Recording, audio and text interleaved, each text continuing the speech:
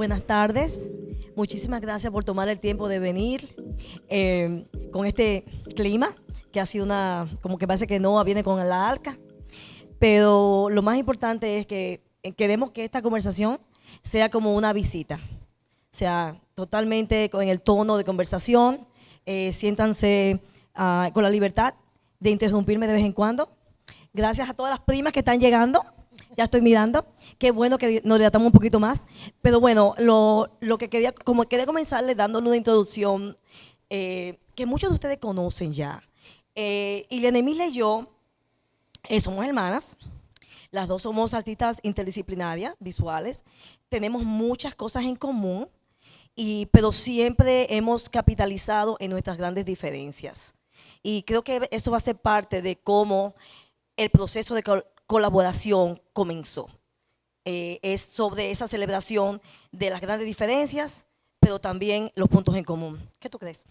Bueno, realmente la gente piensa que siempre hemos trabajado juntas porque siempre andamos juntas, pero realmente no.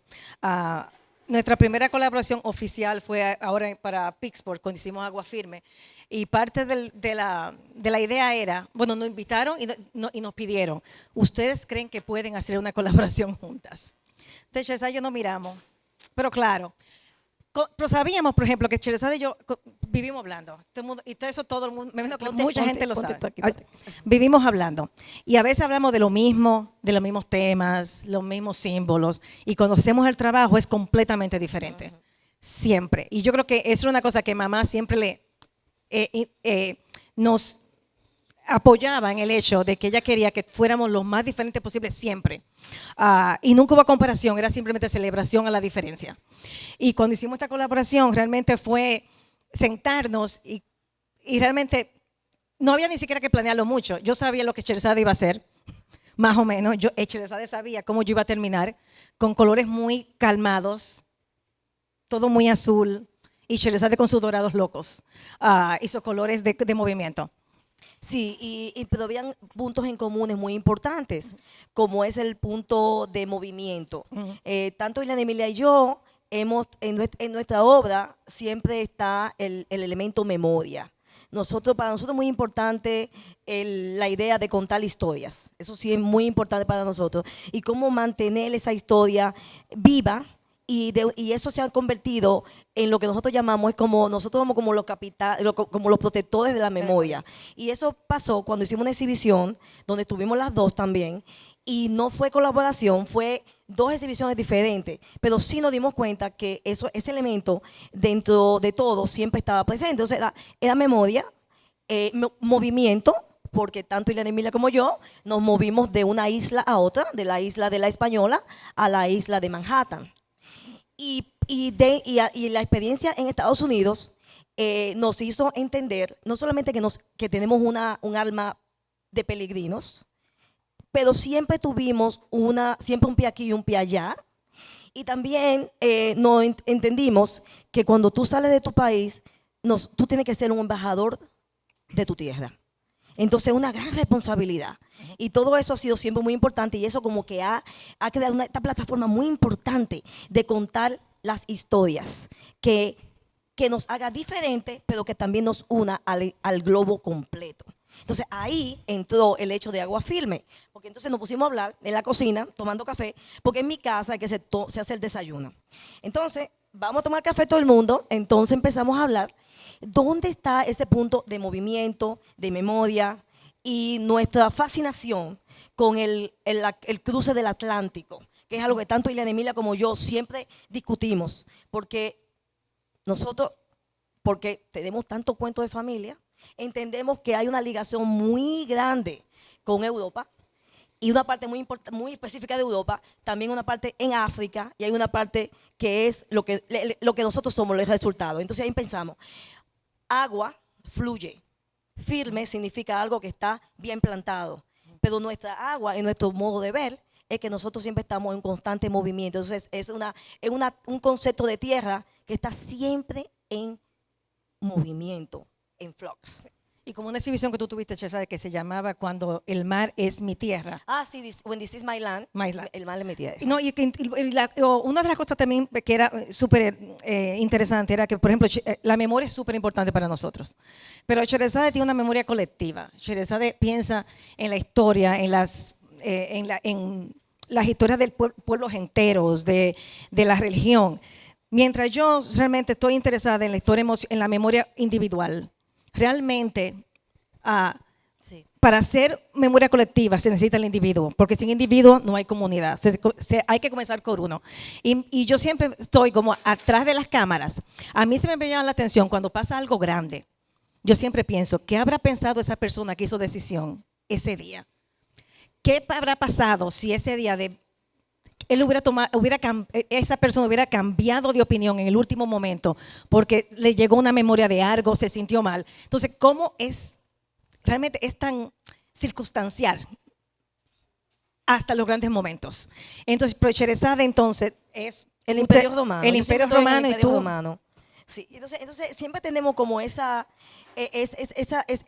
intercambio, ¿no? Entonces, al final, cuando empezamos a pensar en el proyecto, una de las cosas muy importantes que que para mí es súper importante y que yo siempre trato de que eso sea parte de la logística cuando llega un proyecto, es como ser testigos del lugar donde la exhibición va a estar. Porque a veces uno llega a un sitio y tú llegas del avión, ay, porque esto va a ser así, así, así, así, así, así. Y cuando tú llegas al lugar, es como injusto que tú quieras como tener como una idea preconcebida, como que yo me resisto a que la idea sea algo ya como resuelto en mi cabeza. A mí me gusta, me complica la vida, ¿verdad? También, cuando uno llega al lugar y tú dices, no, pero esto no funcionaría aquí porque aquí hay una energía, aquí hay un espíritu que me está ayudando a tomar otras decisiones. Entonces, Ileana Emily y yo cogimos para la galería de Pittsburgh y resulta que el lugar que nos estaban dando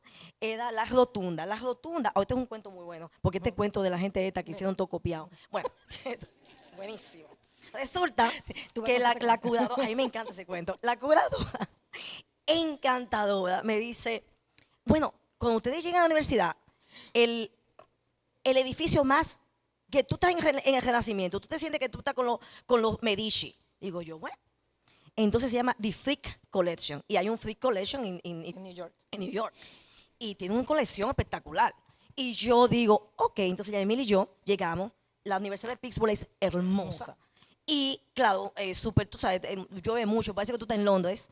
Pero era obvio que ese era el edificio. Cuando entramos, señores, encontramos Botticelli copiados, con Leonardo da Vinci, pero copiados o sea, que tú tenías que decir, espérate, ¿esto es qué? O sea, había un artista que copió todo esto como un ejercicio y estos coleccionistas norteamericanos decidieron comprarle todas esas copias, de muy buena calidad, por cierto, y crearon este edificio casi como una copia de un palacio italiano. Específicamente de Florencia. Y hay una rotonda. La rotonda siempre ha estado totalmente como desierta. Y ellos querían, en la galería del museo, del museo del Departamento de Arte, activarla. Entonces ya mandaron para Pittsburgh a chequear la rotunda y la galería. Entonces, Sherezade y yo, realmente sabíamos que íbamos a hacer unos videos. Sí, sabíamos eso. Sabíamos que estábamos haciendo las instalaciones. Yo había hecho mi bote, más o menos. Ya yo tenía mi bote. Pero realmente no estábamos con lo que íbamos a hacer. Cuando llegamos a la rotunda, donde encontramos que la rotunda era más chiquita que la de aquí, definitivamente. Pero el espacio perfecto para tener el video norte y sur de Sherezade y el video mío que iba este-oeste. Era completamente el cuadrado y las 4 pantallas. Ustedes aquí ven 2, pero el del otro lado hay 2 más. Esas son las otras. Y en el piso pusimos el video que venía desde arriba, del techo, con el mismo sonido que ustedes oyen aquí atrás del agua y las instalaciones. Lo que pasa, realmente nosotros hicimos eso in situ. No, exacto. Porque realmente yo sabía lo que estaba haciendo, pero cuando llegué yo vi el bote, el video, la música. Sí. Empezamos a ver todos los elementos que tenían que sean coherentes. Pero se convirtió casi como en un acuario. Cuando la gente entraba de un sitio muy claro, entraba como este mundo medio azul con el agua. Y con el sonido. Y se convirtió en el sitio donde si tú quieres juntarte con alguien, la gente decía, No, vete donde el agua. A la rotunda. Vete a la rotunda. Se iba a hacer por 3 meses. Después lo dejaron por 6, después lo dejaron por Por 7. siete. Y al final, una de las cosas también que nos pasó fue que habían 2 exhibiciones en las salas al lado. Una exhibición, ustedes pueden ver, esas piezas son mías también, porque yo era parte de otra exhibición que estaba pasando al mismo tiempo. Y esa exhibición era fue curada por Leslie Wolf. Leslie es una curadora cubana, judía, pero que vivió toda su vida en México y estudió después en Estados Unidos. Mira qué lío. Entonces, ella hizo esta propuesta donde se inspiró para hacer una exposición sobre Alejo Campertier y era todo sobre los reinos de este mundo. Entonces, del otro lado había una exhibición de pósters puertorriqueños de protestas. O sea que la rotunda empezó a ser como como si fuera en el mapa, como un viajecito de una isla a otra. Se convirtió en un archipiélago del Caribe. En el invierno. Entonces, todos esos elementos definitivamente fueron parte de cómo nosotros decidimos hacer todo, incluyendo a utilizar los temas nuestros, que son tan tropicales, pero siempre utilizando agua totalmente del norte de Estados Unidos. Sí. Ahí tenemos una situación con el Atlántico. Nos gusta el Atlántico del cruce y el Atlántico de Norteamérica. Realmente el paisaje ahí también mucho más. entró la conversación de cuando los tópicos están en silencio. Están en silencio. Y cuando los tópicos están totalmente en esplendor, como es el caso que a mí me gusta. Bueno, entonces eso le da una idea. Entonces las esculturas fueron también bien importantes, porque yo no quería utilizar los mismos salvavidas que yo uso usualmente, que son los redondos, y ustedes van a ver varios de estos en otras piezas, porque usualmente lo que pasa es que esta clase de comisiones se vuelven conversaciones que tú has tenido antes y son versiones nuevas. Y en el caso de la feria, cuando hablamos con Luz, nosotros estábamos trabajando en Agua Filme y decidimos hacer toda una nueva conversación, pero utilizando los elementos. Bueno, las 2 pinturas son totalmente nuevas, pero como siguiendo la historia de esta conversación. Y el hecho de por ejemplo, en el caso de esta exhibición, Napoleón es el que está encima del avioncito. Sí. Y la Virgen está encima del tiburón. Pero en una tradición muy mía es el hecho de utilizar el color oro como que es algo constante, por el hecho que todo cruce siempre ha sido en busca de oro. Entonces yo uso el juego de la sátira y lo uso usando objetos que son hechos en masa, que son muchas veces juguetes, pero me gusta que el juguete tenga atrás un significado casi provocador, un poquito venenoso. Y uso las esculturas en blanco porque me encanta jugar también con la iconografía católica.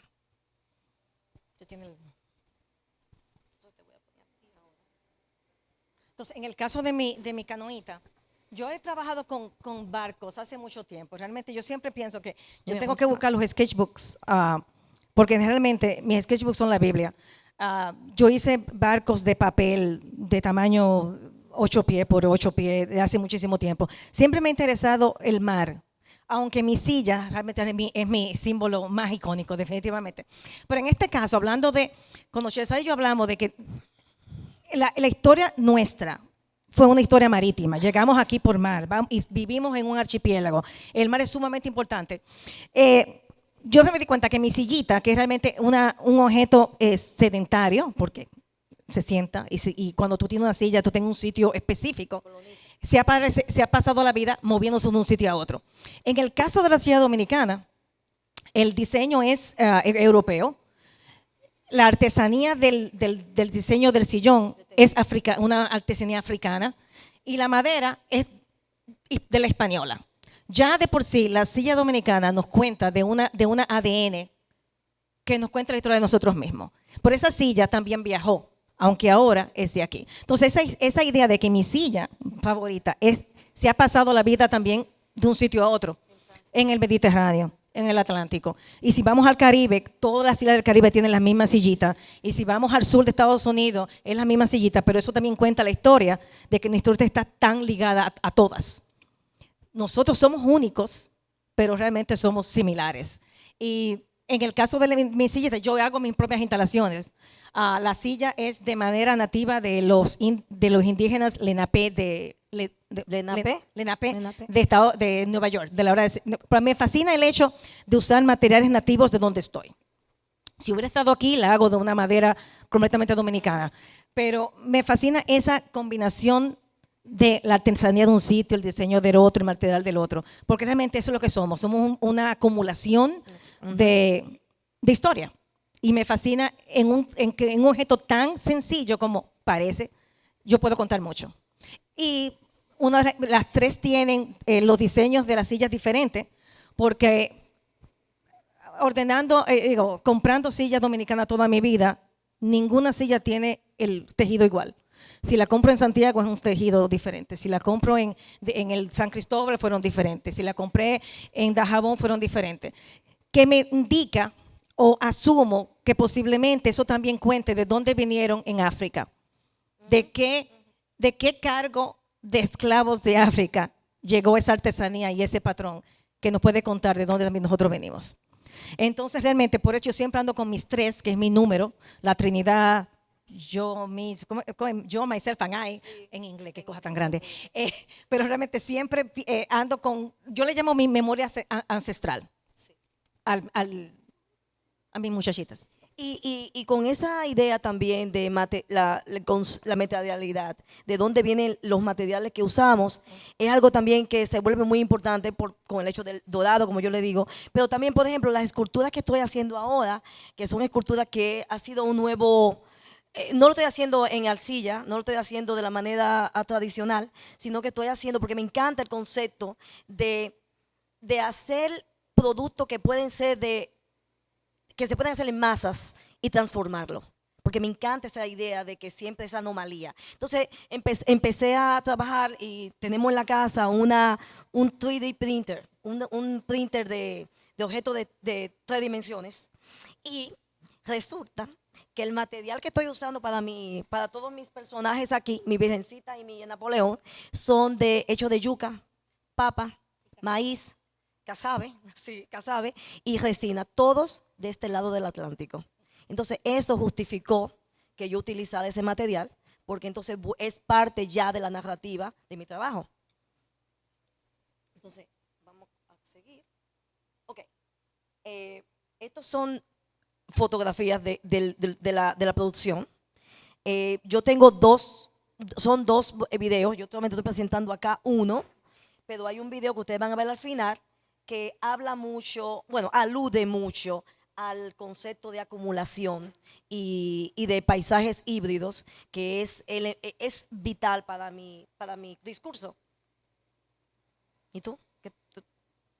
No, te estaba oyendo a ti. No, no. Bueno, esa es una toma del video. Bueno, eso fue una toma de la producción del video. Y que a mí me gusta porque tiene la sombra, que tú siempre trabajas mucho con la idea definitivamente. Lo que no es tocable. Yo siempre me sorprendo porque yo cuando hago una instalación, a mí lo que más me gusta es la sombra que deja, lo que no se ve y lo que es efímero completamente.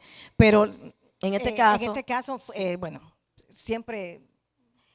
Bueno, vamos a comenzar con la sombra. Bueno, como estábamos hablando anteriormente, una de las cosas que son importantes en todo lo que ustedes están viendo de nosotros acá es que realmente todo está informado por una vida entera haciendo esto.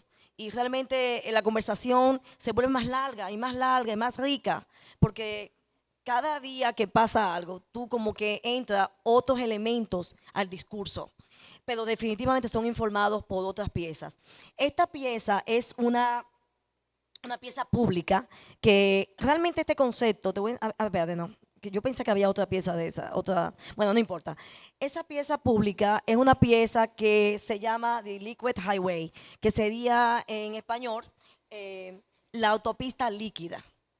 Yo bauticé el Atlántico como autopista líquida y de esa manera la uno al mundo entero. Y también lo veo como una manera de apropiarme del hecho de que esa autopista líquida carga mi ADN. Toda esa historia que cuando usted en la playa, que cuando la ola viene, deja y se va. y después vuelve como ese vaivén. Ese vaivén me encanta, porque ese vaivén te da como pistas de tu historia, pero entonces te la cambia de una vez porque hay un movimiento. Entonces, a mí me encanta esa idea de algo que es totalmente inspirado en algo muy, con mucha fundación, pero que se siente que está totalmente abstracto. Y en este caso yo utilicé esas esculturas como los salvavidas dorados, pero salvavidas dorados que parecían que estaban totalmente sumergidos en esta pintura. Entonces en este caso también, este Liquid Highway, que es la versión número 3, la primera fue plateada, la segunda fue en Columbia University, en el lobby de Columbia University queda en rojo, y esta que es totalmente en dorados y azules. O sea que siempre tiene diferentes versiones y los colores tienen un significado. Esta pieza fue, a mí me gusta mucho esta pieza, porque esta pieza me acuerda un poquito esta. 2014 fue de mi serie Super Trópicos, los Super Trópicos. Yo utilicé el elemento collage, que a mí me encanta. Utilicé también mucho de lo que yo llamo de esa tradición super europea, pero después todo el mundo tiene color. Utilicé, por ejemplo, en el del que tiene el Mickey Mouse, ustedes pueden ver que tiene el escudo nacional, y en el otro tiene el símbolo de Nike, de Can Do It. Entonces es siempre yo vivo navegando entre lo bello y la tragedia, entre lo nuevo y lo viejo. Es como ese vaivén que yo estaba diciéndole anteriormente del movimiento del mar, porque de ahí que venimos. Entonces también la iconografía católica siempre es muy importante en mi trabajo, porque yo siempre digo que independientemente de si la gente es religiosa o no, yo no puedo decir que yo soy inmune a la belleza de la iglesia y de la opulencia de las iglesias. Es algo que es parte muy importante de nuestra cultura. O sea, uno va de nuestro país a Cuba, a Puerto Rico, a México, a Cartagena de India, por ejemplo, o sea, todos esos sitios Perú, Dios mío, que ya estaban en glamour total en ese tiempo ya en España. Pero todo eso definitivamente influye en nuestra estética. Y yo no quiero negarlo. Y lo que hago es que lo transformo. Lo uso, pero lo transformo. Y esta pieza es grande. Se presentó en la exhibición en Los Ángeles, en el Getty. Y en el 2016 se mostró. Esta es una pieza, esta exhibición fue en el 2010. Esta exhibición fue en la Universidad de City College en New York, y representó mucho la manera de cómo a mí me gusta hacer mapas. Por ejemplo, al final, estos salvavidas azules que se usan en piscina. Hay unos salvavidas azules que están llenos como de pequeños retazos de mis propios dibujos que yo como que cosí en varios de ellos. Hay unos que son oscuros, otros que son más claros, otros que son pequeños. Y algunos tienen la cosa del avión. Y todos, y que la mayoría tiene el destino. El destino es John F. Kennedy Airport, enorme, con una estatua de la libertad que es morena, aludiendo a que la nueva Meca es el Coloso del Norte de Estados Unidos, pero si la estatua de la libertad realmente quiere ser inclusiva, tiene que ser morena, no puede ser blanca, porque es mezclada, es de este lado del Atlántico. Entonces, si tú ves cómo están, las salvavidas están unidos por unas conexiones plásticas que ustedes más seguro han visto, porque lo usan mucho en plomería. Bueno, para que ustedes sepan, yo utilicé eso porque eso es exactamente lo que usa la policía para arrestar en Puerto Rico, en Estados Unidos, la gente que es inmigrando ilegalmente. Y la mayoría de los dominicanos que emigran a Puerto Rico, que básicamente esos son lo que usan para arrestarlo. Entonces eso fue una alusión a algo que se ve muy bello, muy lindo, como la seducción del mar. Pero la historia puede ser sangrienta. Y es un mapa, es bonito, pero es una conversación difícil. Entonces, la catedral, que esta es mi catedral, a mí me encanta mi catedral. Mi catedral ha tenido muchas, muchas vidas. Y si ustedes ven allá arriba, la Estatua de la Libertad, que es la catedral, o la Virgen María, no es ninguna Virgen María, ni es tampoco la Estatua de la Libertad, es Dora the Explorer. Y lo utilicé como una manera de humor por lo pesado que puede ser la idea de la inmigración. Y utilicé la idea de esta catedral flotante porque quiero utilizar esa historia de que, hey, lo que padece no es exactamente lo que es. Y ese cruce del Atlántico tiene una conversación mucho más compleja que las tres calaveras. Entonces, eso es parte de mi discurso. Y déjame ver qué más. Estas son piezas, igual que estas también. Bueno, estas son del 2010, pero para que ustedes vean, en este caso, el dorado no es pintado. El dorado fue impreso. Yo lo que hice fue que imprimí el dorado entero, completo, utilizando serigrafía. Utilicé también la cara en serigrafía y los venaditos. Entonces, cuando terminé con eso, le puse collage, le puse dibujo, lo imprimí, lo escaneé, lo imprimí en grande y volví a pintar encima. La razón de todas estas capas y todo este proceso es aludiendo también a que nuestra historia y nuestra piel está llena de muchos colores y muchos procesos. Es la idea en mi obra que el más es más. Entonces en ese tiempo yo hablaba del nuevo barroco.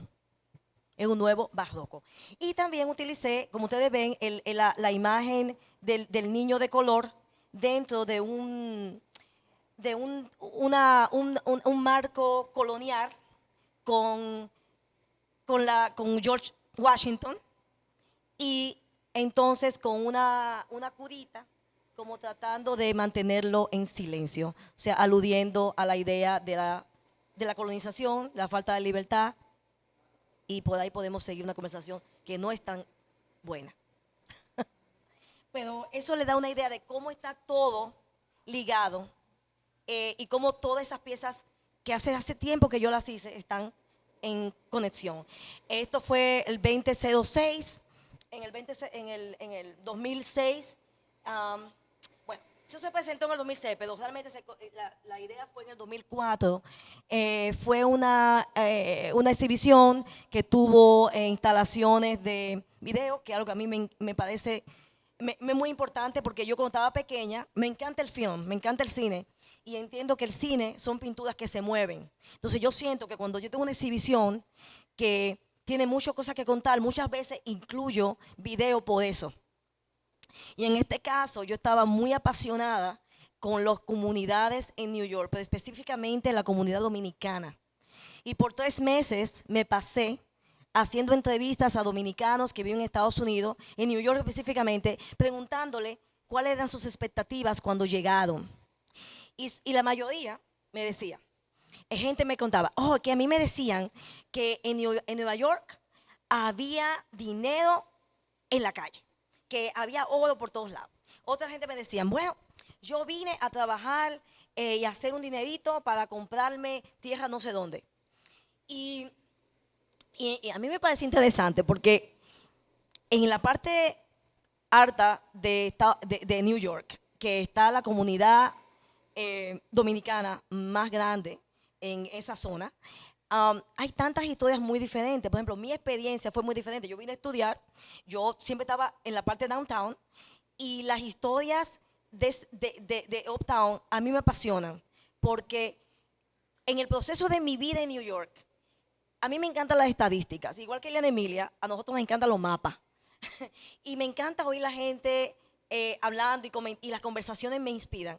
Y una de las cosas que me fascinó fue que en el 2000 se hizo parte del censo, y parte de la estadística decía que los dominicanos que llegaron con hijos pequeños o que nacieron en New York, esa generación no iba a hacer trabajos como esa generación que fue a escuela en New York, no iba a ser bombero, no iban a ser choferes, no. La mayoría, el 95% de esa generación que nace allá, va a la universidad. Y a mí me pareció tan interesante llegar a hacer esas entrevistas a gente que fue lo que llegaron. Entonces ahí fue que me empezaron a decir, o sea, ¿qué pasó? ¿Por qué estás todavía aquí cuando tú te ibas a quedar solamente 2 años a trabajar? Bueno, fue que la escuela era mejor, entonces el muchacho se me quedó para estudiar, entonces yo empezaron a quedarse.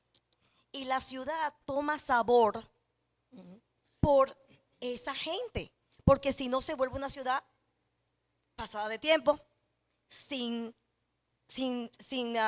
ambiciones, pero todas esas ideas y todas esas expectativas se fueron rompiendo y ellos fueron formando una comunidad que ahora cuando tú vas a esa parte de Manhattan, tú mejor hablas español, porque es muy importante. Entonces lo que hice fue coleccionar todas esas entrevistas y pensé, o sea que toda esta gente llegaron acá pensando que iban a estar como en campamento. Entonces por eso yo utilicé las pequeñas casas de campamento. Le imprimí con fotos de la ciudad, de esa parte específica, y después cuando tú entrabas adentro de las casitas, tú podías oír las entrevistas que yo le hice a mucha de esta gente. Entonces, en la parte de atrás de la exhibición, porque era larga, estaban todos los dibujos, todos mis pensamientos, todo el proceso, o sea que se veía cómo empecé a pensar y el resultado. Y bueno, y ya, yo creo que esto es lo mío. ¿Es lo tuyo? Sí. Ay, lo tuyo, chef. Muchas gracias. Bueno, definitivamente la pieza se ve mucho mejor ahí, en persona. Bueno, esta serie es Aguafilme Caravana. Esto ha sido un proceso. Yo siempre pienso mucho, como César dijo, yo soy de estadísticas, yo soy de listas, yo soy de mapas. Yo vivo haciendo lista de todo y con números. Y se dan cuenta, en lo que yo escribo, muchas veces son escritos coherentes, otras son realmente pensamientos muy rápidos, porque yo vivo, por ejemplo, si alguien me dice la palabra, cuando César habla del cruce del Atlántico, yo lo que veo es cruz. Esa es la forma de cruz. Esa cruz también es ¿cómo se llama? La Cruz Roja, eso es medicina, eso es healing, eso es salud. Yo siempre vivo haciendo conectando el significado con la palabra. Y siempre pensando que yo me he pasado la vida, yo creo, tratando de buscar una imagen para cada palabra y buscar una palabra para cada imagen que tengo en la cabeza. Por eso voy con listas. Hay muchos números siempre, hay muchas fórmulas, hay muchas X. Y el lenguaje, sobre todo en las piezas que está impresa, es una historia que habla sobre, yo estoy aquí, que quizás es tú allá. Yo llegué ayer, que ya es hoy, y siempre es una historia completamente es subjetiva.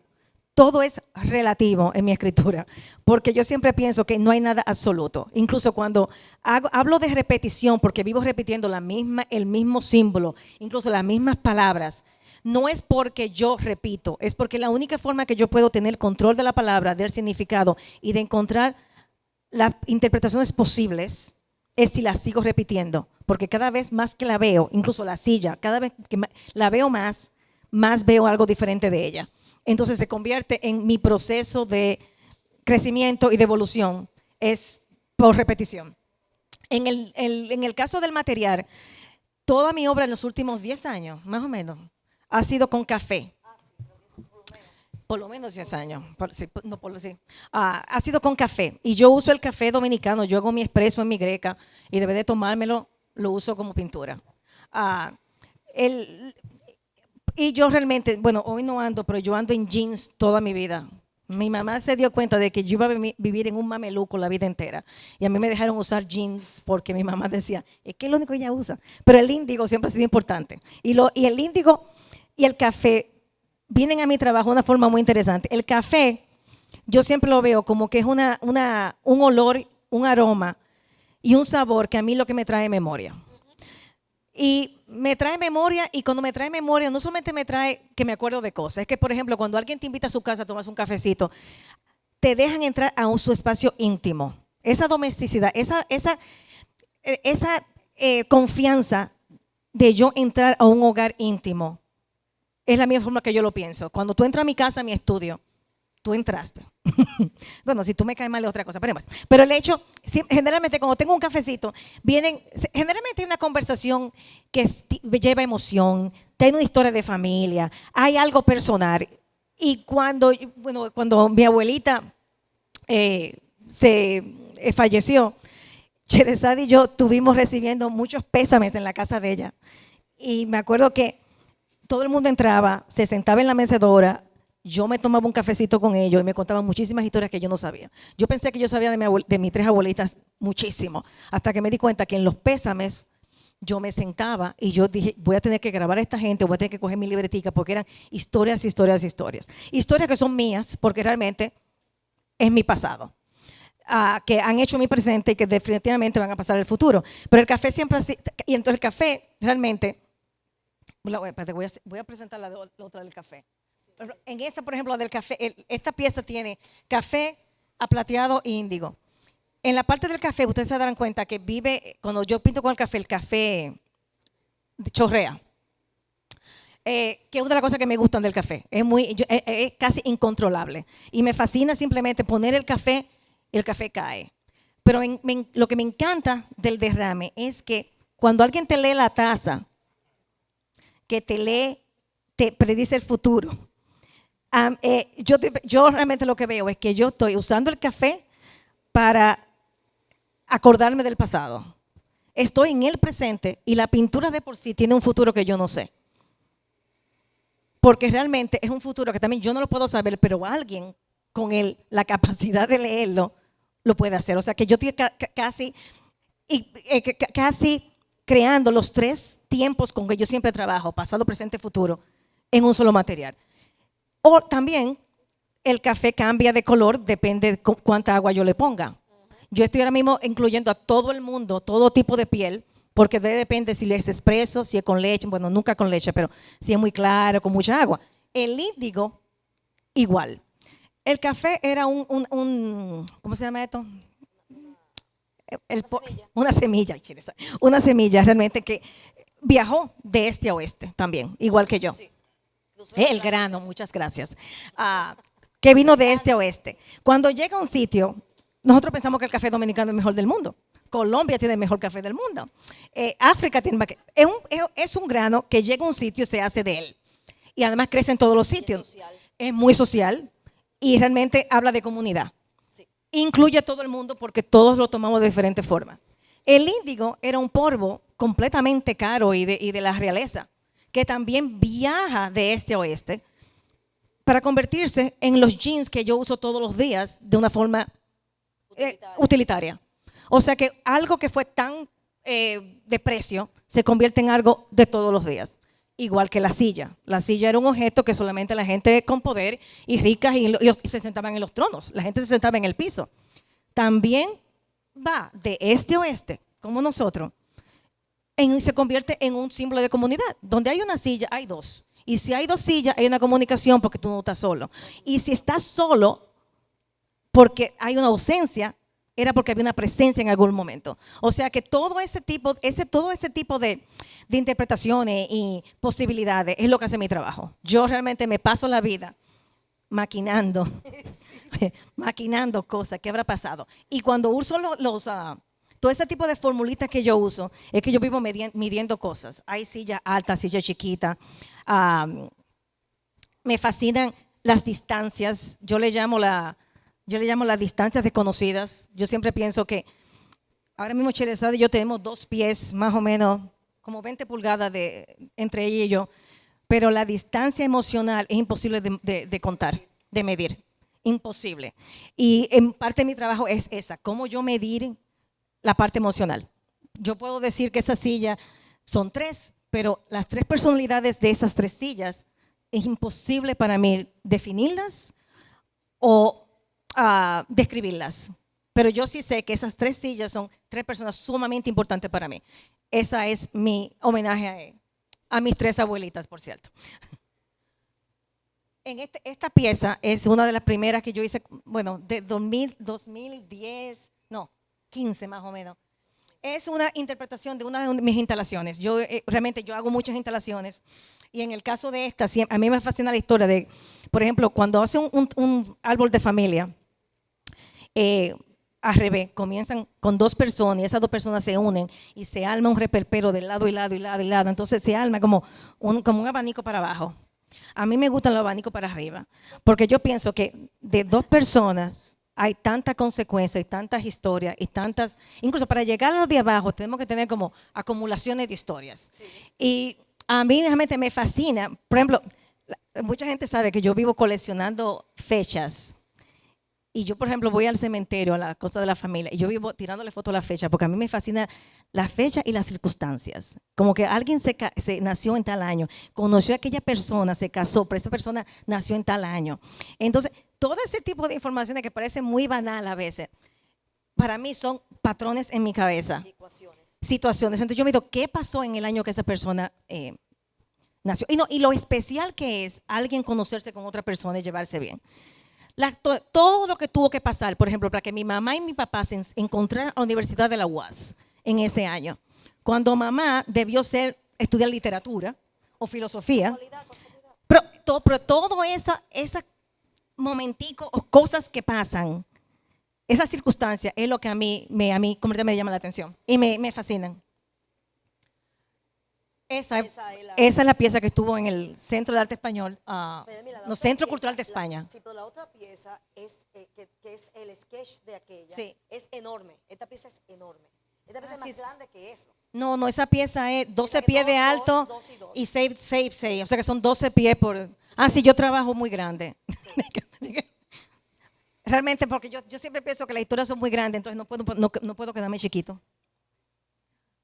El caso de esta, que es la versión tridimensional de esa otra pintura, fue en el Centro Cultural de España en el 2021, una exhibición curada por Paula Gómez Jorge. Es una versión de una instalación que yo hice en New York en el 2018.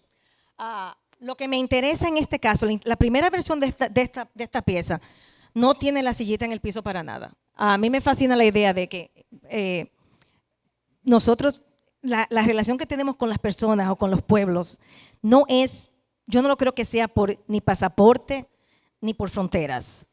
Es por ser personas como somos.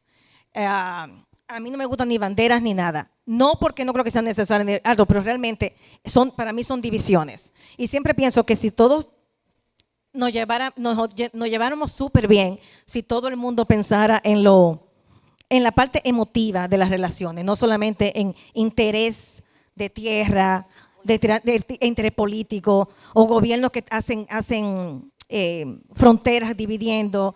Pero en este caso, las sillas sí tocan el piso, porque sin raíces no puede haber historia. No hay forma de tú saber quién tú eres si tú sabes de dónde tú eres. Entonces yo creo que la instalación cambió por eso. Aunque personalmente a mí lo que me gusta de esta pieza es las sombras atrás, que es ahora mismo una parte súper importante de mi trabajo, porque a mí siempre yo he estado siempre muy interesada en lo que es el tiempo y siempre he estado jugando cómo yo voy a contar el tiempo sin poner la hora o sin poner un reloj. Yo cuento el tiempo ahora con la sombra, porque la sombra en este momento es un momento específico del día donde el sol le da al objeto. Yo puedo contar ya el tiempo. Eso seguramente fue las 3:30 de la tarde en la zona colonial. Dependiendo del sitio, pero me fascina cómo el objeto puede ser imponente, pero la sombra de atrás es tan frágil y cambia tan rápidamente, pero es lo que me interesa, porque es elusivo. Y para mí, como la memoria es elusiva también, pienso que cuando vemos algo y lo recordamos, quizás recordamos lo que nos hizo sentir, que es imposible de enseñar, o la memoria que nos trajo, que tampoco es factible, no podemos tocarla. Es completamente... no tangible. Tú estás peor que yo. Intangible. Y esta pieza, a veces es la última, es una de mis piezas favoritas, sobre todo porque en mi tema de hacer mapas y desconstrucción, a mí me fascinan las cosas de los exámenes, los test de ADN. No para saber los numeritos, pero me gusta porque es como un mapa de muchos sitios. Sí. Entonces, yo me pongo a pensar que cuando te dan como la listica, yo siempre son como pedacitos. Entonces, todos tenemos muchos pedacitos, de aquí, de allá, de aquí. Entonces, me puse a trabajar, esto no es un dibujo, esto es una instalación de madera, que la hice como un dibujo en el estudio, directamente en la pared. Y era casi como una conversación o un juego como de laberinto, de creando formas abstractas, pero tú realmente puedes encontrar la silla en todos los sitios, incluso mesas. Pero me fascina la idea de un material completamente encontrado. Se convierte en un mapa con muchas posibilidades. Y nosotros realmente somos un mapa con muchas interpretaciones. Esa se llama Traces of the Past. Sí. Y fue Huellas del tiempo. Huellas del pasado. Y Del es pasado. del 2017, 16, por ahí. En Governor's Island. Sí, fue en Governor's Island. Y yo creo que eso es, chicas. Oh, la última, y no, Esa es señores. la que está en el museo, ¿no? Gracias. Esta pieza es bella. Esa pieza es del 2022 y es una pieza icónica en el sentido de que yo estaba completamente en el momento del café. Hay una historia ahí sobre cómo esa pieza nació, porque hay cosas que tienen que aparecer cuando aparecen. Mi plan era, a mí me dieron una residencia en Maine por 3 semanas. Me dieron un estudio y me dijeron, ve a hacer lo que tú quieras, tú haces lo que tú quieras. Yo estaba haciendo una maestría y me faltaba la tesis. Y le dije a Cherezade, me voy con esa computadora. Una oportunidad. Lo único que voy a hacer es escribir, ¿verdad? Yo andaba con papel conmigo porque yo siempre ando con materiales. Pero nada así como grande, nada. Yo lo tenía porque yo siempre ando con mi sketchbook. La cosa es que yo digo, Cherezade, nos vemos en 3 semanas. Mi computadora. Cuando llego al sitio me dicen, oye, Liliana, por cierto, tu estudio es aquel. Y yo entro y la pared del estudio, El tamaño. bueno, era más grande que eso. Más grande que eso. Sí. Era una pared, Dios mío. Entonces, cuando miro para el otro lado es el océano del Atlántico. Es una belleza. Con una luz, y yo que tengo un estudio sin ventanas en ese tiempo, En ese momento. y yo dije, pero Dios mío, tuve que salir huyendo para comprar un canvas, porque yo no podía pasarme 3 semanas escribiendo la tesis, que la terminé, no en ese momento. La tesis, el título lo hice en ese sitio. Pero realmente yo venía con esa idea increíble de ser. A mí sí me gusta trabajar en grande. Y lo nuevo de esto es que es un paisaje, es horizontal. Yo siempre trabajo vertical. Por algo, no sé, quizás porque yo vivo hablando de la acumulación. Y siempre pienso como de arriba para abajo, de abajo para arriba. En este caso, el espacio era perfecto para hacer esto. Quizás también fue el océano frente de mí, que era también horizontal. Pero es un trabajo sobre, yo le digo ancestry, pero realmente es un trabajo sobre historia. Las sillas al final, en los dos extremos, son formas sin mucha definición. En el medio, en los dos, moviéndose para el centro, están descompuestas como el mapa que vieron de Traces of the Past de antes. Las que se acercan al centro ya está un poquito más definida y la del centro es una silla. Eso es la historia de mi familia. La del centro posiblemente soy yo. Del lado de este lado es materno, aquel es paterno. Y es sobre todo como en mi estudio sobre la investigación sobre la familia y los movimientos. No solamente mi papá nació en tal año, mi mamá nació en tal año, pero lo que significa a mí, la persona de mi papá, con toda esa historia de La Vega, de los García, de los Fernández, de Dolora, de dónde vinieron, cuándo llegaron, por qué llegaron. El final todavía está borroso. Hay mucha información de que yo no tengo. O sea que eso siempre está sin definición, pero mientras más me acerco, más se complica. Y toda esa complicación es lo que termina siendo una silla que parece que soy yo, un poquito más definida. Y tiene fechas y tiene tiempo. Esa tiene fechas, como siempre, es súper importante. Y en esta fue la primera vez, esta tiene fecha, hora. Yo puse 3 de la tarde, 4 de la tarde. Porque en ese estudio había una ventana en el techo donde entraba el sol a cada rato. Y la pintura cambiaba cada 5 minutos. Cada vez que el sol se movía, había un rayo de sol. Entonces los rayos de sol están pintados en la pintura. Lo que está blanco era cuando el sol completamente entraba y cogía parte de la pintura. Y ahí fue cuando comencé a trabajar en eso de cómo enseñar el tiempo sin fechas. Sin fechas. Y sin números. Que ahí es cuando viene lo de las sombras. Ujú. Esa pieza está ahora mismo en el Museo de Arte Moderno, en el segundo piso. Y es 220 pulgadas por 65. Algo así. Más o menos. Y es todo café y acrílica. Y otra vez, me fascina la incertidumbre de los derrames. Ese realmente es la continuación de la historia, que yo todavía no me la sé. ¿Y ya, Cherezada? Ya. Bueno. ¿Preguntas?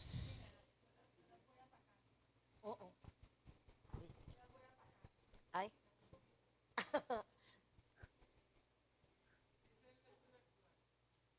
Es el estudio actual y que por eso es que Yanemia estaba diciendo que ahora está mucho más envuelta con la idea del tiempo, porque ahora tenemos una luz, hay una pared entera de luz, lo cual para mí es un problema, porque tengo que estar esperando a cierto tiempo para yo poder ver toda la oscuridad que yo tengo con las caras. Pero definitivamente fue una decisión también que en otros momentos no hubiera pasado. Usualmente yo necesito mucha soledad. Yo soy muy sociable, pero yo necesito mucha soledad. Y, y decidimos compartir el estudio. Hasta el momento estamos en paz. Dije, todavía. Todavía.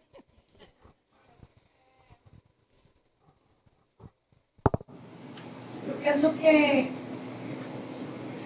trabajar en grupo no debe ser fácil con más hermanas que sean, porque pues uno se puede amar mucho y puede tener una conexión de diferencia también infinita. Sí, Multiplicada. Exacto, multiplicada. Pero pienso que en el momento que ustedes dos están desarrollando cualquier tipo de trabajo que lo bien en Arte Santa Moria, en el curso pasado en la pienso que hay un momento donde debe haber como un espacio en conjunto de ustedes dos para poder crear un diálogo, ¿no? Entonces, ¿cómo es ese momento? O sea, ¿cómo teniendo dos diálogos, entre comillas, un poco tan diferentes, los pueden llegar a unir? O sea, es un punto donde pueden llegar a tener un mismo diálogo en el momento que hagan una exposición, pero en momentos, tú lo acabas de decir, tú tienes tu espacio, Diana tiene tu espacio. He tenido la oportunidad de ir al taller de ustedes y ver cómo trabajan y todo, pero son ya dos diálogos muy diferentes. ¿Cómo fueron esos primeros pasos que ustedes hicieron crear ese diálogo muy diferente? Porque como había dicho al principio, hay muchos elementos en común. Y al tener elementos en común, pero de maneras muy diferentes de expresarlo, eso nos daba la seguridad de que no íbamos a influenciar ninguna de la otra, sino que teníamos la conversación del movimiento, la memoria, es muy importante, y el tiempo, Sí. y la acumulación es algo que está en mi trabajo y está en el Sí. tuyo, pero de una manera tan diferente que podemos hacer cualquier cosa en conjunto, porque tú vas a saber siempre cuál es Cherezada y tú sabes cuál es Emilia, Sí, pero, pero- pero la narrativa tiene muchos puntos en común, entonces como si fueran puentes.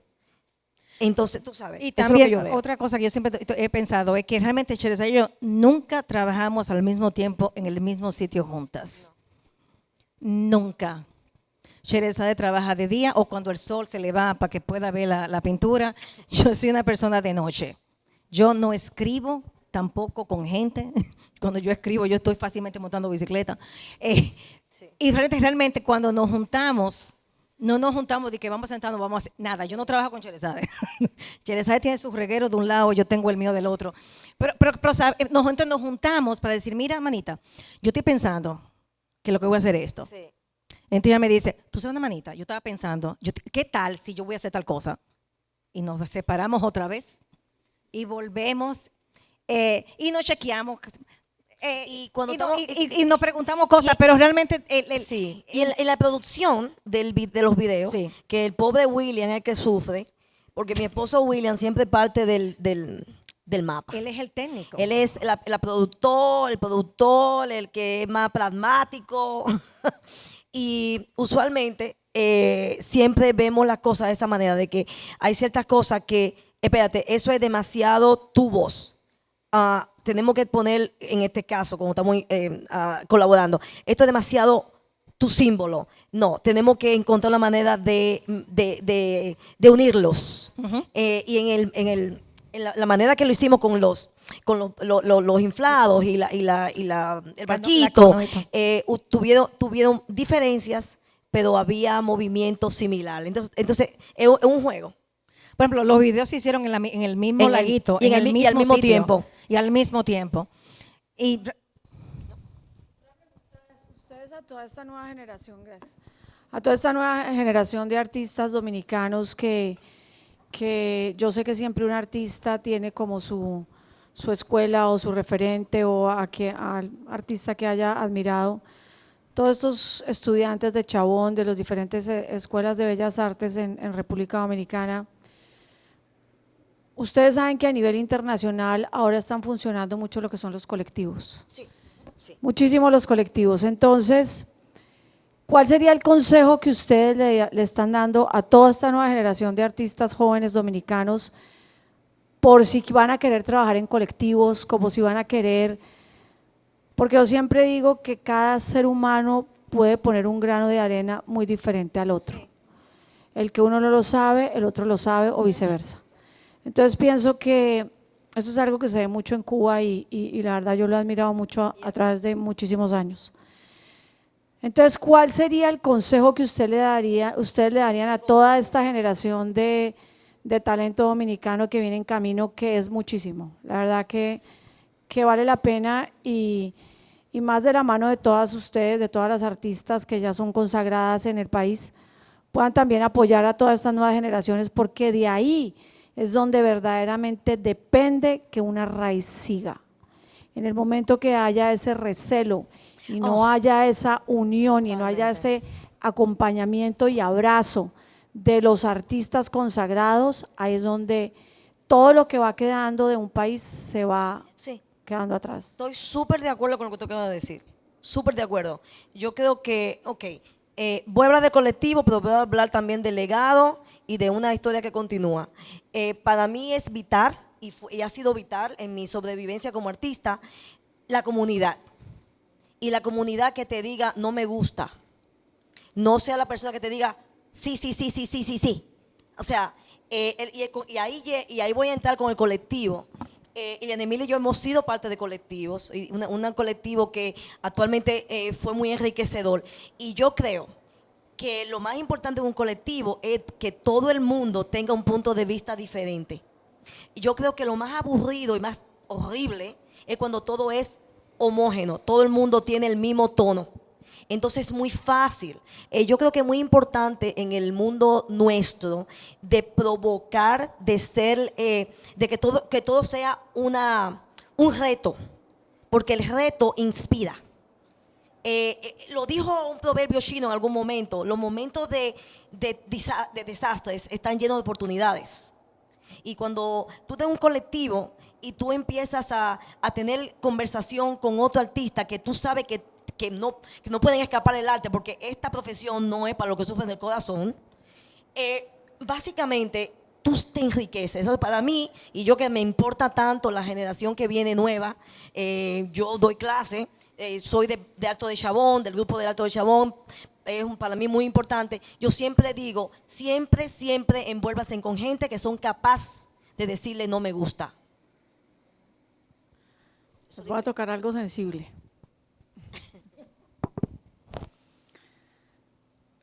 Ustedes saben que la carrera del arte, tanto para los artistas como para los que estamos involucrados en el arte, galeristas y demás, no es nada fácil. No. Entonces, pienso que uno tiene sus momentos de nostalgia, de tristeza y de decir, no soy capaz, o sí soy capaz. En todo el campo de carrera, ustedes cuando salieron, porque pienso que ustedes han hablado mucho de su obra y de todo esto, sería muy chévere que ustedes tocaran 3 puntos que pienso que como seres humanos tan grandes que han sido. Uno es decir, me voy de mi tierra por X o Y circunstancia, llegar a un país americano que es tan amplio y tiene tantas ofertas de toda índole, y a la vez el punto donde ustedes hayan hecho una muestra que uno diga, Dios mío, pero ¿por qué me fue así? Porque sucede, como uno como galerista o como curador, lo que sea.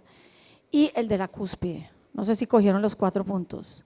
Cuando salieron del país, cuando llegaron a Estados Unidos, con lo que se encontraron en ese momento de dolor, de vacío, de muchísimas cosas que salimos todos los seres humanos cuando dejamos nuestro país, porque yo también lo viví. El momento de una exposición que ustedes ya hayan dicho, me consagré a hacerla y Dios mío, esto fue un caos, porque también lo vimos.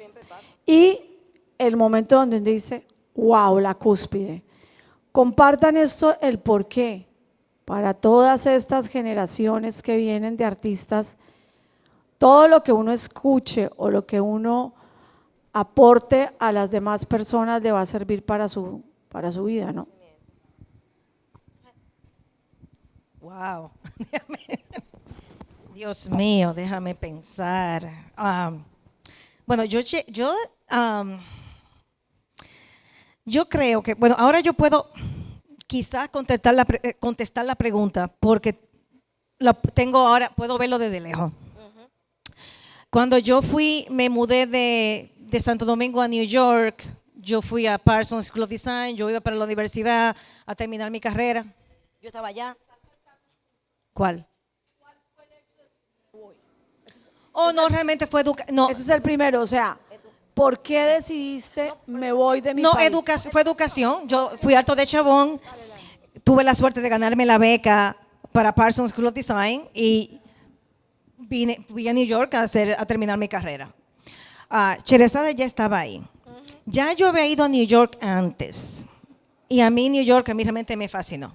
Yo realmente, en ese momento yo no creo que uno piensa en quedarse. Uno piensa en hacer la carrera, ir a la escuela, sacar bien, que lo otro.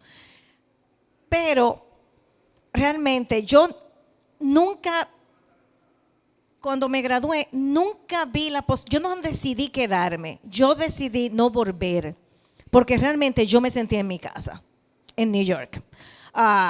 Tampoco dejé mi país, porque yo vivía aquí, metida, y estaba muy consciente de que yo vivía en un pie aquí y un pie allá siempre. Sí.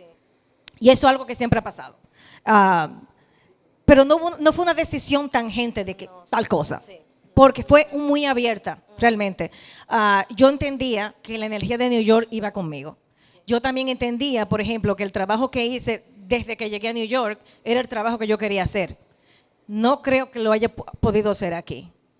Y también al punto de que yo siempre cuento el cuento de cuando llegué a New York, yo me convertí por primera vez en dominicana. Aquí yo nunca fui dominicana. Aquí yo estaba en mi casa. Cuando tú llegas a una universidad que todo el mundo es diferente y te preguntan, ¿de dónde tú eres? Dominicana. ¿Dónde es eso primero? No estamos tan de moda como ahora. ¿Y qué significa ser dominicano? Uno se convierte, primero, ¿qué yo voy a decir? No somos solamente peloteros. Uno se convierte en un embajador del país. Entonces uno, bueno, puede ser responsable o no, pero yo decía, ay Dios mío, yo no puedo decir solamente del Caribe. Pero claro, tú comienzas, son cosas como esta. Por ejemplo, yo comencé a explicarle a la gente, nosotros somos la ciudad primada. Conversaciones que yo nunca había tenido aquí, porque aquí esa es nuestra historia y no la hablamos. Entonces uno se convierte a ver qué significa ser dominicano en otra tierra. Presentar lo mejor de uno. Lo peor siempre se ve. Pero presenta cómo uno se convierte en embajador sin remuneración y sin título. Yo no creo que yo hubiera podido trabajar con la silla dominicana si hubiera estado aquí. Porque la única forma que yo me di cuenta que me hacía falta o que era tan especial era cuando no la tenía. No creo que tampoco hubiera pensado en la memoria de la forma que lo hago si no hubiera tenido la nostalgia. Cuando hago las sillas, la fotografía de la silla en el norte de Estados Unidos, mi sillita dominicana en un ambiente completamente frío, oscuro, templado, donde hablo de las dos sillitas tan junticas, pero se ven, realmente parecen huérfanas. No hubiera podido lograr eso en las terrenas, ni en Boca Chica, porque las sillas estaban en su... Entonces, que yo realmente me mudo con mi silla y realmente mucha parte de mi trabajo es porque no estoy aquí. Realmente, hay el contar de la historia. Y entonces, que realmente nunca he sentido que no estoy aquí, porque los vínculos familiares son muy fuertes. La historia de mi familia en este país es demasiado fuerte, hay demasiada historia. Es más, yo no puedo ni siquiera, ¿cómo se llama esto? Mi hija me dice, pero por favor, ¿cuánto más? Las niñas llegaron aquí con su pasaporte cuando nacieron. Cuando nacieron. Al mes. O sea que, pero ahora yo lo puedo ver. Por ejemplo, yo cuando yo me gradué, yo nunca pensé, me quedo. Yo realmente me quedé porque yo estaba bien y porque yo me sentía feliz con donde estaba y me di cuenta que yo estaba haciendo algo que me fascinaba. Si hubiera vuelto y encuentro que aquí lo puedo hacer, me quedo. Pero no, mi relación con mi país es completamente una inspiración. Yo necesito la distancia para poder verla, para entenderla, para quererla como yo la quiero. Y para realmente esa distancia que yo siempre hablo que es desconocida, esa es la que existe. Yo no puedo contar la distancia entre República Dominicana y yo, porque es imposible, pero siempre estamos cerca, porque realmente es parte de mi vida. O sea que en cosas, por ejemplo, exhibiciones que han sido maravillosas, tampoco sé, porque las exhibiciones siempre son la mejor cuando pasan. Y siempre digo, ay, no, espérate, la próxima voy a hacer esto y lo otro. O sea que yo no creo que yo nunca voy a decir de que esto me consagró. No creo. Hay piezas sí que yo me siento súper feliz con ella, que yo digo, mira, esa es la pieza mía. Hasta la próxima. Pero como siempre, bueno, no, las obras siempre son personales, pero como siempre tienen una historia atrás, cada pieza tiene su encanto. Entonces, realmente, a mí lo que me consagra realmente, yo siempre pienso, yo siempre hablamos, es poder hacer lo que yo quiero hacer y hacerlo. Yo tengo realmente la suerte y el privilegio de tener siempre mucho soporte familiar, mucho apoyo familiar. Y realmente lo que me consagra es eso, saber que yo sigo haciéndolo y que realmente ahora mismo no pienso, tengo más proyectos del tiempo que tengo. Sí. Porque realmente yo sigo como inventando cosas, pero no. Yo estoy muy de acuerdo contigo. A mí me pasó que yo fui de las dos, fue la primera que me fui. Yo nunca fui de Estados Unidos. A mí no me gustaba nada de Estados Unidos. Yo no quiero saber todavía de Miami. O sea, yo fui por primera vez de Estados Unidos a Miami. Y claro, bello y precioso, pero no mi cosa, no lo mío. Y fui a Europa, muy jovencita. Y claro, de que tú llegues a Italia, a España, a Francia. O sea, me encantó Londres, me encantó Ámsterdam, me acuerdo. Yo tenía 14 años solamente. Y yo sí sabía que yo tenía que viajar, siempre. A mí me encanta el movimiento, me fascina la gente diferente, me fascina el reto de tener que aprender de otras cosas. A mí no me gusta estar cómoda, a mí la comodidad me aburre. A mí cuando yo estoy muy cómoda, yo digo, ay, qué aburrimiento, Dios, me toca hacer algo. O sea, hay algo en mí que es un poquito épico. Entonces, yo creo que eso también, yo no me di cuenta que, como me pasó, cuando yo fui a estudiar, como ya Emilia dice, me gané la beca, voy para Estados Unidos, tengo que poner atención a este inglés. Eso fue un show, porque es un inglés muy diferente al que yo tenía aquí, ¿no? Me encontré con una ciudad donde en el aula de Parsons habían tantos acentos diferentes con el inglés, que la verdad es que eso fue una maestría casi. Tanta gente diferente, eso me encanta. Y pasó que empecé a envolverme en actividades, me empecé a envolver y a hacer amistades que hasta este día son importantes en mi vida.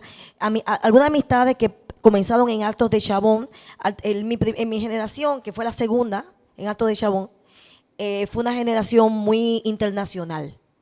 Había mucha gente de Colombia, por cierto, había mucha gente de Ecuador, había mucha gente, habían Londres, Canadá, habían México, habían gente del Caribe, del Caribe inglés, y mucha de esa gente que se ganaron también la beca o que fueron a Parsons de todas maneras, pues creamos como nuestra pequeña comunidad. Y todo el mundo cogió su camino. Pero yo sí creo que la vida, yo creo que yo de alguna manera u otra fue como algo orgánico y yo me fui dando cuenta que yo me sentía que pertenecía y también el hecho de que yo siempre he estado en un pie aquí y en un pie allá. Incluso me gustaría hacerte comentario, cuando nosotros en el 2013, creo que fue, Josh Franco fue a la casa. Josh Franco, que es un historiador joven, bastante joven, curador, él fue haciendo la entrevista para convencernos de que diéramos todos nuestros papeles, nuestras cartas al Smithsonian, a los archivos del Smithsonian. Nosotros, de patrióticas aquí, le dimos la mitad a los estudios dominicanos en City College, que es el único estudio dominicano en Estados Unidos, solamente sobre los dominicanos. CUNY, excelente trabajo están haciendo. City College. Excelente. Y cuando yo le dimos a la Smithsonian nuestras cartas, mis cartas a mi tía, mis cartas a papá, mi carta a mamá, mi carta a Jan Emilia, yo criticando a Steven Kaplan, América, en unas cartas. Es que no me gusta esto, de no sé qué, de Chabón. Y entonces resulta que cuando ellos estudiaron todo, vinieron con una cosa muy linda. Dijeron, de la gente que hemos estudiado, de los dominicanos y latinoamericanos que tenemos, ustedes son los únicos que tienen una conexión muy, muy fuerte con su país. Y eso me hizo feliz como por 2 años. Bueno, mi última pregunta para darle si ustedes…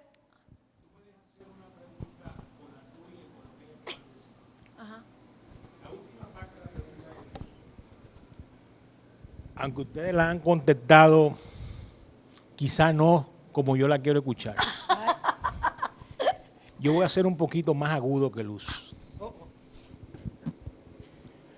Ustedes son ejemplos de dominicanas artistas que se han posicionado en Norteamérica, específicamente en la ciudad de Nueva York. Y llegaron al final de la década del 80, principio de la década del 90. Otras maestras del arte dominicano que fueron pioneras. Total. Y hablo mucho de eso. Llegaron en una época probablemente donde la presencia de dominicanos era escasa o inexistente. Y no había comunidad. ¿Ustedes han sentido o pueden decir si la presencia de dominicanos en la ciudad de Nueva York ha influido en el desarrollo de su carrera? Yo creo que nosotros llegamos a un momento en los 90, acuérdense, en los 90 empezaron a cambiar el lenguaje, donde empezaron a celebrar en Estados Unidos la multiculturalidad, ¿no? Entonces fue un momento de un cambio que nos favoreció. ¿Ah? Pero para tocar tu punto, yo he hecho varios paneles donde yo he hablado cuán importante fue para la obra de Doña Ada Balcácer, de Celeste Bosigil, que fue de Europa, pero la familia vivió también en New York, y de Clara Ledesma. Yo siempre hablo mucho de cómo el arte dominicano realmente está súper en sus raíces, formado por mujeres. Y mujeres que fueron bravas suficientes de viajar, y en un tiempo donde no era igual que ahora, donde no era tan fácil. Descífrenme cada una 3 palabras nomás. ¿Qué creen ustedes? Porque yo les veo a ustedes, se los digo de corazón y el cariño que les he cogido. Ustedes son personas que tienen mucho futuro porque son disciplinadas. Pero descífrenme en 3 palabras, ¿qué creen ustedes que debe tener un artista para verdaderamente subir una cúspide a nivel internacional? Determinación, disciplina y deseo. Yo diría autenticidad. Tiene un sentido de historia. Tiene que tener respeto al legado. Y pues esas son 2 palabras. No, ok, respeto, autenticidad. ¿Y cuál sería la última? Constancia.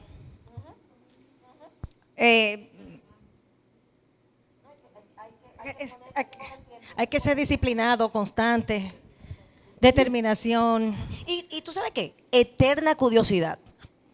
también. O totalmente tampoco de acuerdo esa. contigo también. Constancia, ¿En la que viene? constancia. Sí. Y No, aquí, sí. mira, debemos una lista, ¿eh? Dale que estamos tomando nota. Porque no, esas son cosas que ayudan. Bueno, niñas, entonces tienen mucho por delante. Señores, Muchísimas gracias. no, ¿sí? ¿Sí ella tiene una pregunta?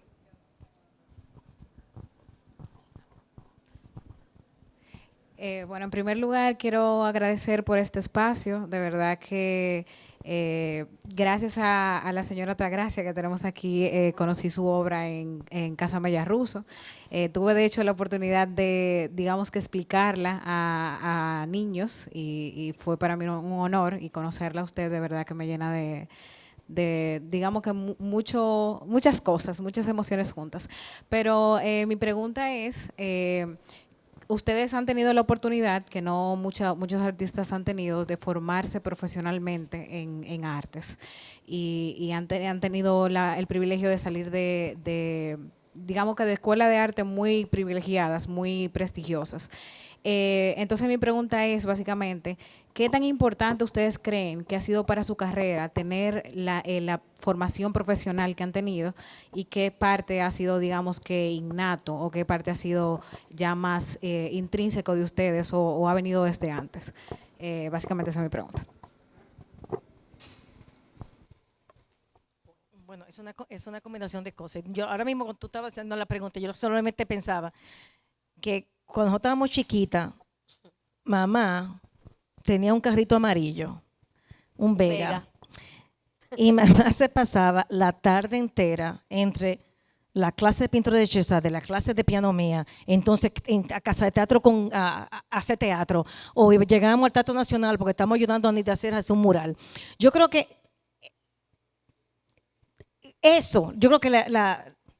el trabajo doméstico, el trabajo en mi casa, de mi mamá y de mi papá, fue primordial en lo que nosotros hacemos. Sí. Tuve la suerte, claro, de una universidad buena y de poder salir al exterior, pero realmente eso viene desde que yo estaba chiquita, y mamá y papá con esa, no insistencia, ellos también les gusta.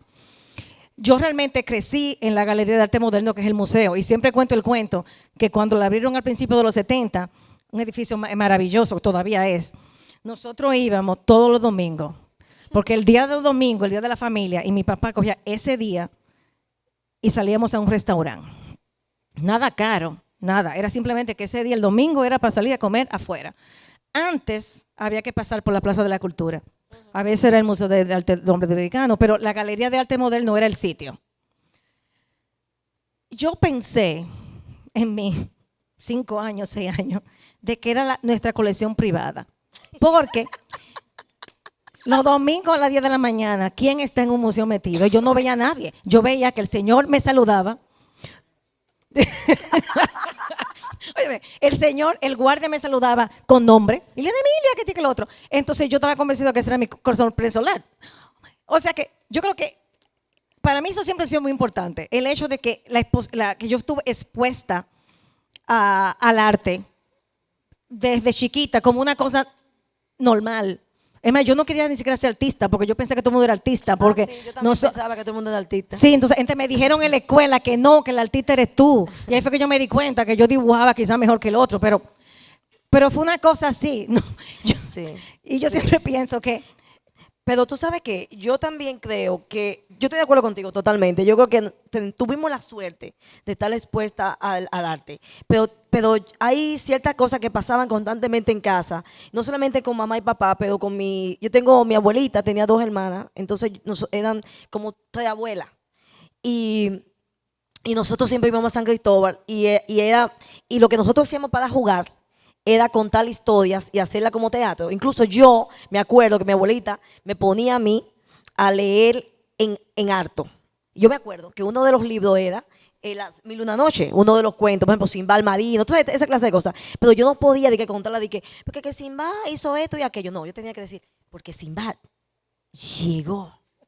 Entonces era como todo un teatro y yo siempre he estado enamorada de la pintura que es en gesto, en la pintura que es realmente un baile.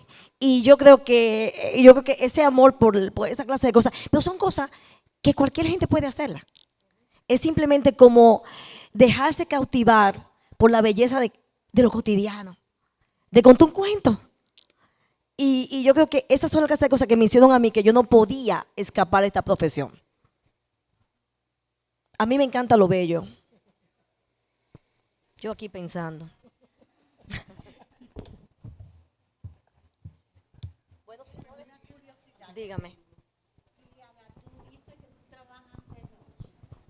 Sí. Sí. ¿Cómo tú trabajas las sombras de noche? ¿Tú pones foco?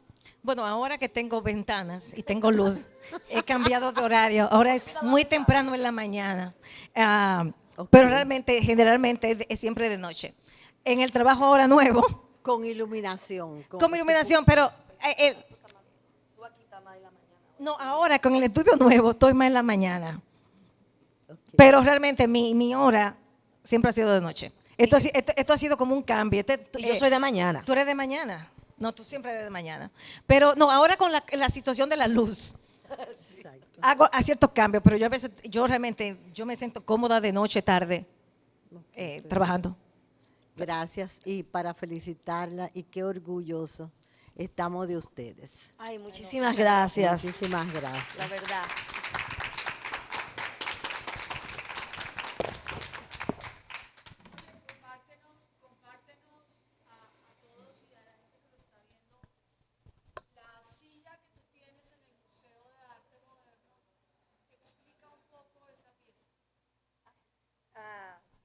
Ay, Dios mío, memorias protegidas.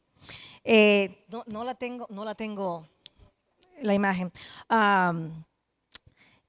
Bueno, yo siempre tengo, como siempre, con mi sketchbook, mi libro de boceto, que son mi Biblia, porque muchas veces yo vuelvo y digo yo, eso yo lo hice en el 99, pero son sketches que no pasan, o realmente yo siempre pienso que uno hace una idea y a veces la idea llegó demasiado temprano y que un día, 15 años después, tú dices, Dios mío, exactamente lo que yo quería hacer.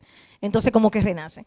Yo tengo un modelito muy chiquito en mi estudio de una silla de madera chiquita y yo le puse una tela por arriba escrita.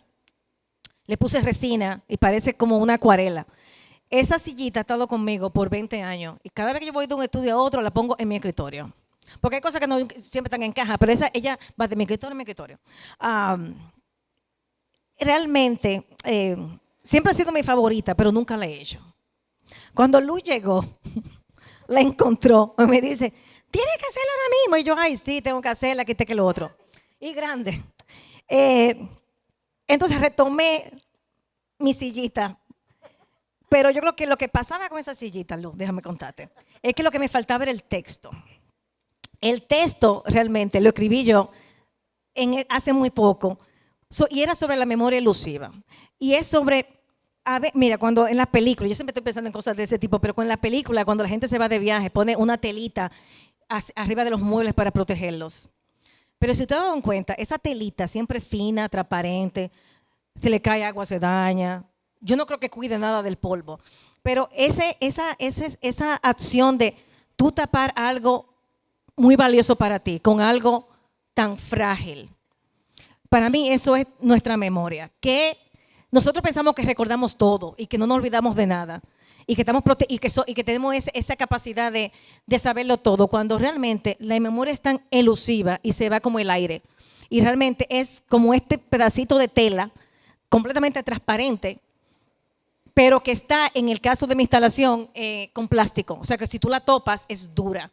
Porque es mi única forma de preservar es convirtiéndola en plástico. Pero es realmente esta sensación de... es sobre la elusividad de la memoria, lo frágil que es, pero nuestra necesidad de guardarla o de protegerla. Entonces, en el museo está esa silla, que es una de muchas, porque no es una solamente, pero es parte de una serie que siempre la he tenido en la cabeza, pero yo creo que lo que le faltaba era lo de la memoria elusiva y de lo frágil que es lo que tenemos para cuidarla. Porque si la memoria de nosotros, si la mente de nosotros es lo que cuida la memoria, esa también la podemos perder. ¿Y qué pasa con la memoria? ¿Y qué pasa con la historia? Entonces, eso siempre ha sido una de mis cosas que a mí me mantienen despierta. Cómo no recuperar, pero cómo guardar lo que queda. Los textos hablan de eso, lo elusivo de mi... Es como tiene que ver mucho con lo elusivo de los días, lo frágil que es todo. Cómo un día tú te das cuenta que tú piensas que sabes todo y realmente no te acuerdas de nada. Y realmente, ¿qué significa? Por eso yo le digo a la gente, yo creo que es un lío de la pandemia, pero yo siempre pienso ahora que cuando pasa algo, disfrútalo en el momento, no lo dejes para después. Porque a veces uno pierde las cosas sin darse cuenta. Por ejemplo, la silla dominicana. Yo comencé el proyecto de la silla dominicana porque un día yo vine a Santo Domingo a buscar una silla y cada vez que iba a un sitio me decían, no, ya eso no se hace porque eso es más fácil usarla de plástico, esa china. Que mira, cuestan más barato, se mojan, no se dañan.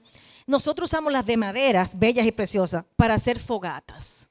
A mí me dio como una cosa, porque entonces hubo una serie que se llamaba Me di cuenta que no estabas cuando comencé a buscarte, pero ya era tarde.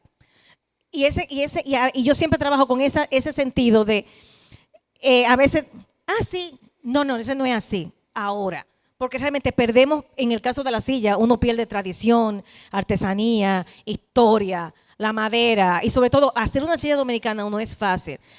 Para hacer una silla hay que esperar que la madera amanezca con luna llena por 24 horas. O sea que estamos hablando que se necesita el clima perfecto, la madera, la luna llena. Entonces todo se convierte en un proceso circunstancial. Entonces todo eso se pierde. Simplemente porque la china de plástico es más barata. Eso fue una cosa que a mí, otra vez, Dios mío, la estoy perdiendo sin darme cuenta. O sea que la silla es sobre eso, cómo guardar, cómo proteger lo frágil. De cada sí. Y esa historia que realmente uno piensa que sabe, pero quizá no es.